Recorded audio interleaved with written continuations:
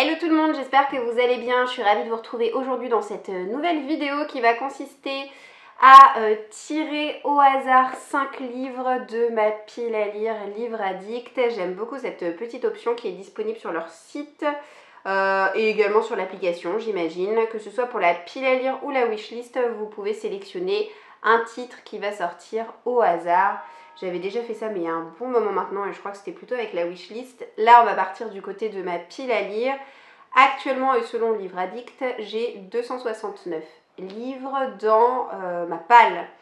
Donc on va regarder ensemble quels vont être les 5 premiers livres qui vont apparaître comme ça au hasard. Je vais aller les chercher au fur et à mesure dans mes bibliothèques. Je vais vous les présenter, je vais vous dire depuis combien de mois, combien d'années ces livres ont intégré ma pile à lire, de quoi parlent les histoires en question et je vais vous dire pour quelles raisons ces livres n'ont pas encore été lus. Du coup, sans plus tarder, j'étais dans la wishlist donc ça ne va pas. Je vais tout de suite dans ma pile à lire et je vais sélectionner un livre au hasard.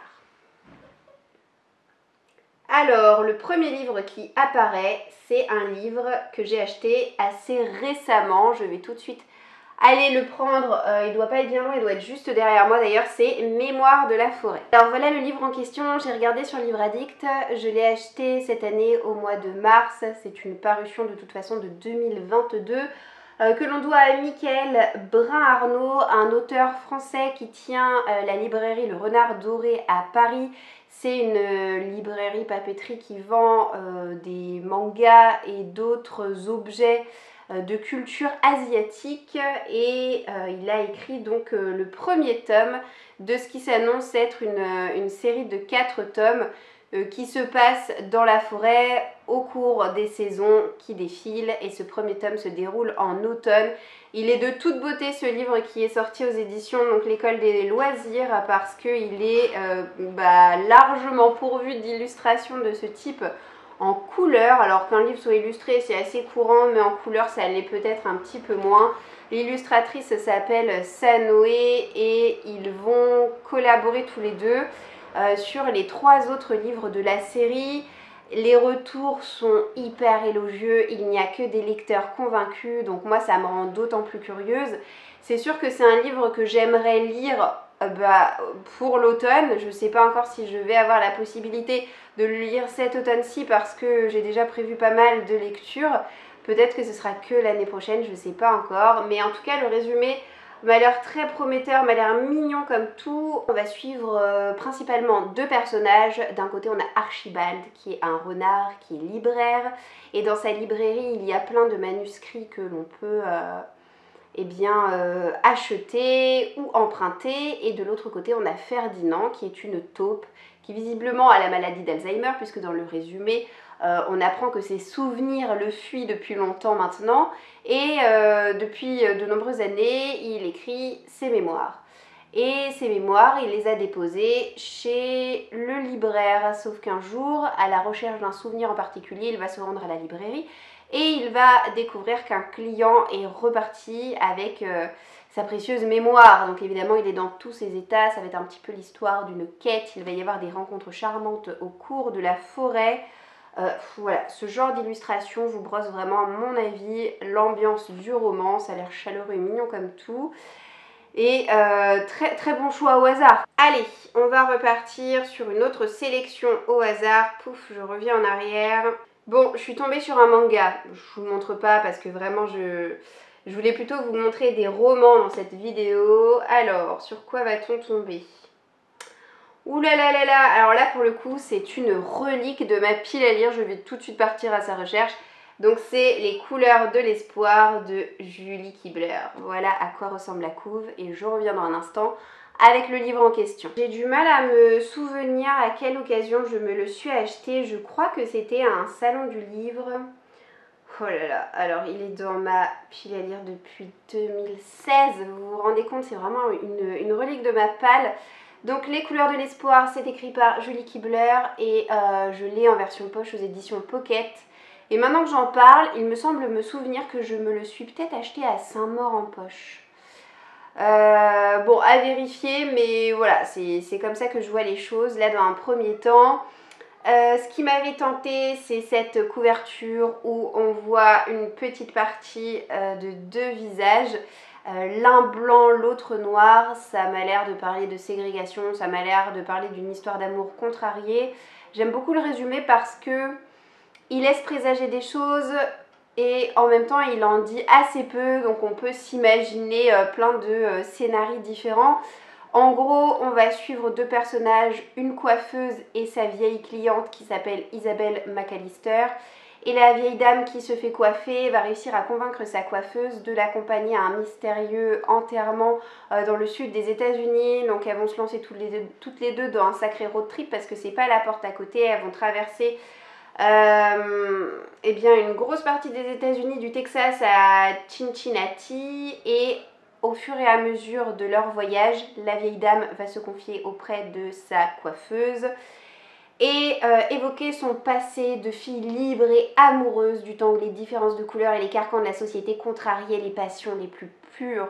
Ça m'a l'air vraiment chouette, ça m'a l'air d'être franchement le genre de récit que j'aime beaucoup. Quant à savoir pourquoi est-ce que depuis 2016 je n'ai pas été fichue de le sortir de ma pile à lire, eh bien franchement je n'en ai pas la moindre idée. Occasion manquée très certainement, mais voilà, franchement c'est très dommage.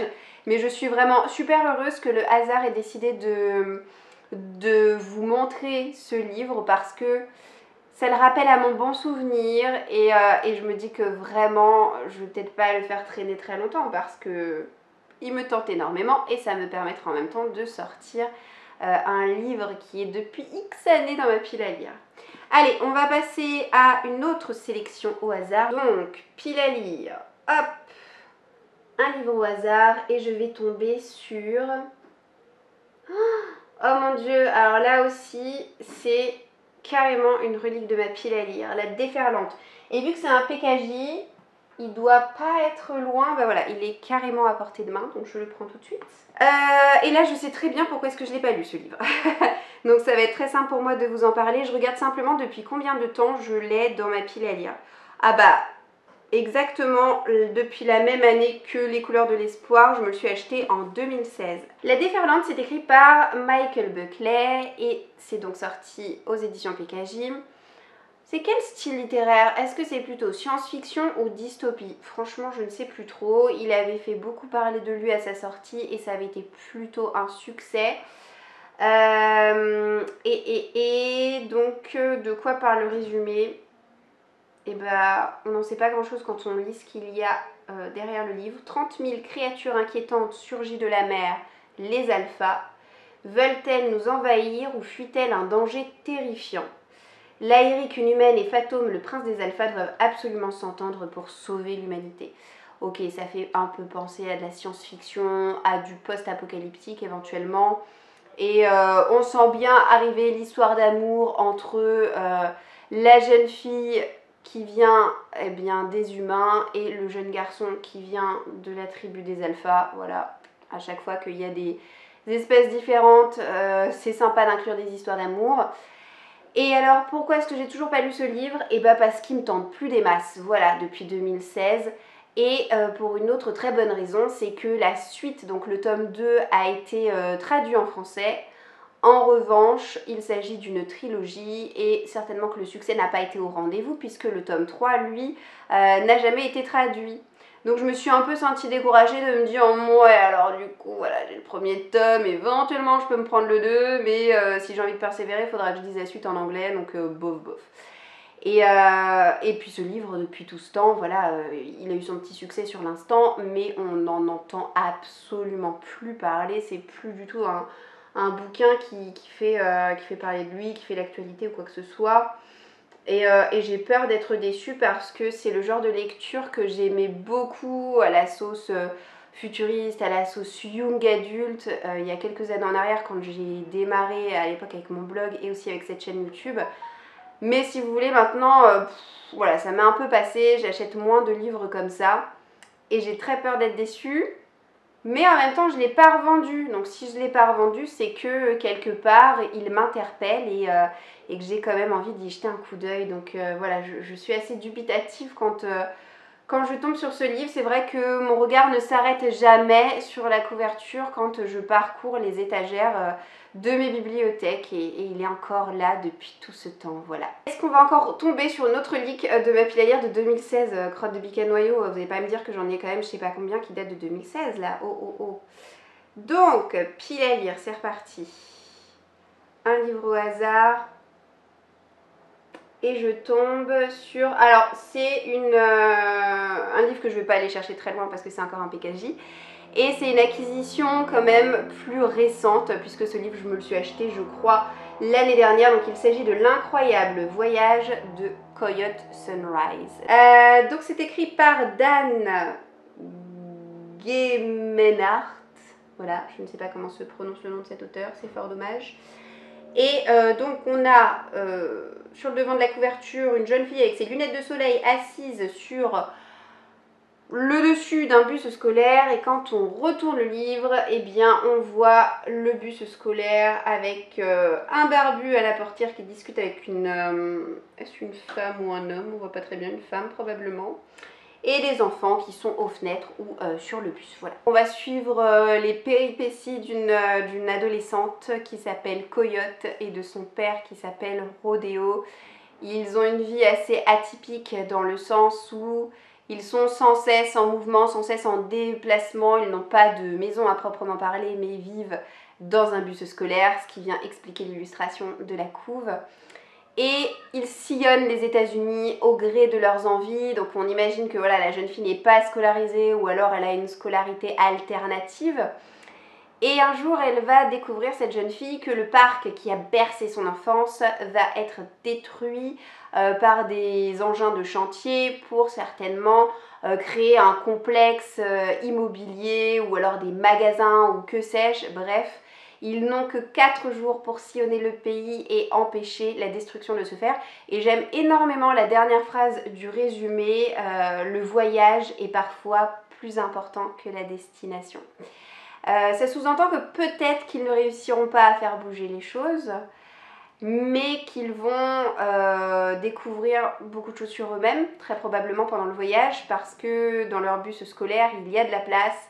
Et très régulièrement, ils s'arrêtent pour prendre à leur bord des autostoppeurs qui viennent très probablement avec leurs histoires, leur vécu. Et ça m'a l'air de renfermer à l'intérieur de ce livre un panel de bons sentiments, un panel de personnages divers et variés qui ont plein de choses à raconter. Et c'est vrai que là aussi, c'est un livre, quand je passe devant, je me dis pas celui-là, il faut absolument que je le lise avant la fin de l'année ou quoi que ce soit. Mais il me tente davantage en tout cas que La Déferlante. Hein. Quand je le vois, je me dis oui, je vais le lire un jour, mais voilà, j'ai pas le déclic pour me dire ça va être tout bientôt. En tout cas, je suis contente d'avoir pu, grâce au site Livre Addict, eh bien, tomber au hasard sur ce livre présent dans ma pile à lire. Et juste pour vérifier, parce que je n'ai pas vérifié, mais j'ai en tête que je me le suis acheté en 2021. Eh ben pas du tout, vous voyez comme quoi ça valait le coup de regarder. Ben non, c'est plus vieux que ce que je pensais. Je me le suis acheté il y a presque 2 ans, c'était en octobre 2020 déjà, comme le temps passe vite. Et comme j'ai dit que j'allais vous montrer simplement 5 livres, il m'en reste un seul à piocher au hasard dans ma pile à lire. Ah oui, d'accord. Ben alors là, c'est le genre de livre, si vous voulez, si je le voyais pas là sur mon téléphone, j'avais même pas en tête que je l'avais. C'est honteux. Et pourtant, ça fait pas si longtemps que je l'ai quand même. Donc, c'est Une pincée de magie.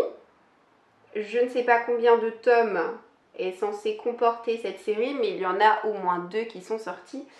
Et je vais vous le trouver rapidement puisque, si je ne m'abuse, il est censé être rangé par ici. Alors, je l'avais planqué derrière d'autres livres pour la simple et bonne raison que... comme mes bibliothèques sont dans la véranda, elles se prennent la lumière et le soleil de plein fouet, ce qui ternit énormément les couleurs des tranches de mes livres. Et c'est très crispant. Et comme celui-ci a une magnifique tranche toute dorée sur la couve également, j'ai peur qu'il n'en reste pas grand chose si je le laisse quelques mois au soleil. Donc je l'ai planqué derrière d'autres livres. C'est la raison pour laquelle je vous dis, ah je me rappelais plus trop que je l'avais. Bah oui forcément, s'il est planqué derrière plein d'autres bouquins, je le vois jamais et je pense pas forcément à le lire. Donc je suis très contente de le retrouver. Et là maintenant que je le vois en vrai, je me dis mais il est magnifique ce livre. Donc il est sorti aux éditions Seuil, c'est écrit par Michel Harrison et je pense que c'est du jeunesse et du jeunesse fantastique. Bon, le résumé là aussi n'en dit pas trop. On nous parle d'une fratrie composée de 3 sœurs qui sont extrêmement différentes les unes des autres au niveau de leur personnalité. Il y en a une qui est très posée, l'autre qui est plutôt au contraire espiègle et la sœur du milieu qui s'appelle Betty, elle rêve d'aventure et de voyage. Et c'est elle qui va être un petit peu à l'initiative de ce qui va se passer dans ce roman, puisque le jour d'Halloween, elle va décider de s'en aller, elle va décider de partir à l'aventure et ses sœurs vont bien entendu l'accompagner, mais visiblement elle est loin d'imaginer qu'il y a un secret qui plane sur toutes les femmes de sa famille. Voilà, c'est mystérieux, on n'en sait pas plus, on ne sait pas vers quoi est-ce qu'on va se diriger exactement. Mais j'aime énormément la couve parce que ça me fait penser au conte de fées avec cette énorme tour qui fait penser un petit peu à la tour de Réponse, les corbeaux qui volent, on a une petite montre à gousset ici, les poupées russes, une souris, un chaudron.